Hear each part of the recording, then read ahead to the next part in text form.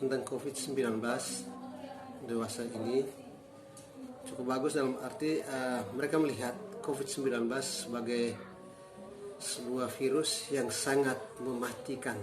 Mereka mendapat informasi tentang virus yang sangat bersumber dari media massa seperti televisi, media sosial, sosialisasi yang dilakukan oleh Dinas Kesehatan melalui tenaga medis di puskesmas, pihak TNI yang ada di kecamatan, pihak polisi dan juga desa bersama juga pihak-pihak seperti LSM yang ada di desa. Mereka sangat takut dengan COVID-19 ini dari informasi yang mereka dapat.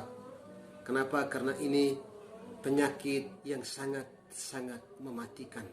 Setelah mereka mengetahui, maka masyarakat dalam menghadapi COVID-19 ini mereka selalu mengikuti berbagai upaya-upaya pencegahan yang disosialisasikan oleh berbagai pihak. Masyarakat mulai mencuci tangan dengan air yang mengalir dan menggunakan sabun. Kemudian tidak meninggalkan rumah, selalu berdiam di rumah. Kalau petani di desa-desa, mereka keluar dari rumah tapi tidak meninggalkan desa. Mereka ke kebun untuk mengambil bahan pangan, ambil kayu api di hutan, sedang berupaya juga mencari masker karena wajib pakai masker. Sangat disayangkan persediaan masker baik di kota Ende maupun juga di pasar-pasar sangat langka. Jadi upaya untuk pencegahan dilakukan oleh masyarakat, bahkan lebih jauh dari itu adalah di setiap jalan masuk desa mulai ada pos penjagaan, juga membatasi orang dari luar untuk masuk ke desa, menyiapkan disinfektan yang kemudian disemprotkan pada setiap kendaraan dan orang. Situasi ini membuat sangat berbeda dengan sebelum adanya COVID di Indonesia. Berbeda sekolah, kerja, ibadat, semua dari rumah. Tidak boleh meninggalkan rumah, tidak boleh berkumpul, jaga jarak 1-2 meter, semua harus pakai masker. Tapi dengan COVID-19, semua harus pakai masker.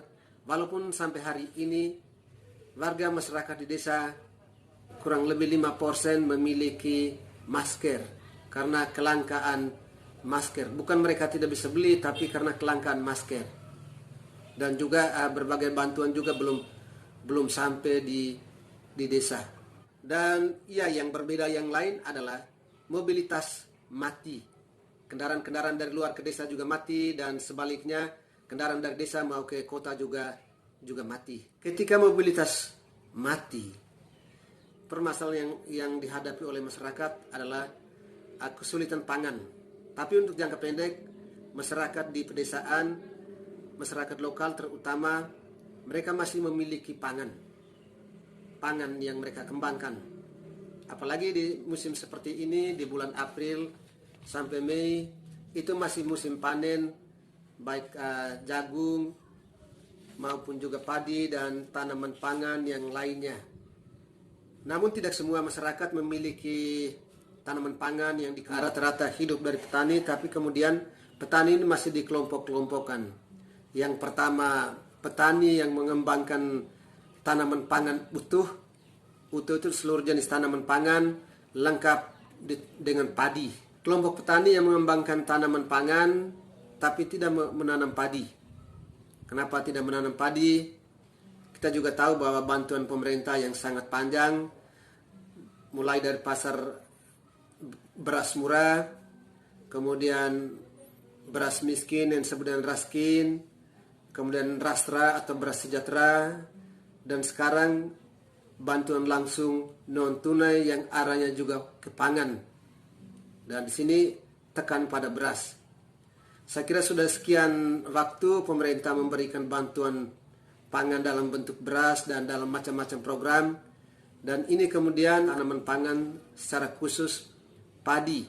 Tadi saya sebutkan 2 kelompok. Ada satu kelompok petani yang lain, petani yang secara khusus mengembangkan tanaman perdagangan, tanaman perkebunan seperti kopi, kakao, kemiri, cengkeh, vanili, dan yang lainnya. Mereka tidak menanam tanaman pangan.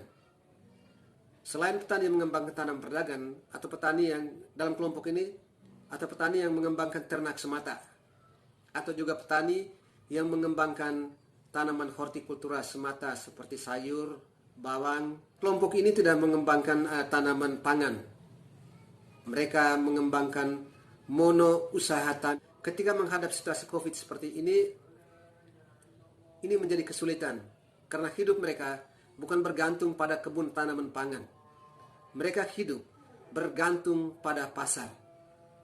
Ketika pasar mati, ketika distribusi pangan dari luar menuju pasar tidak ada, disinilah kesulitan mereka untuk memenuhi pangan keluarga.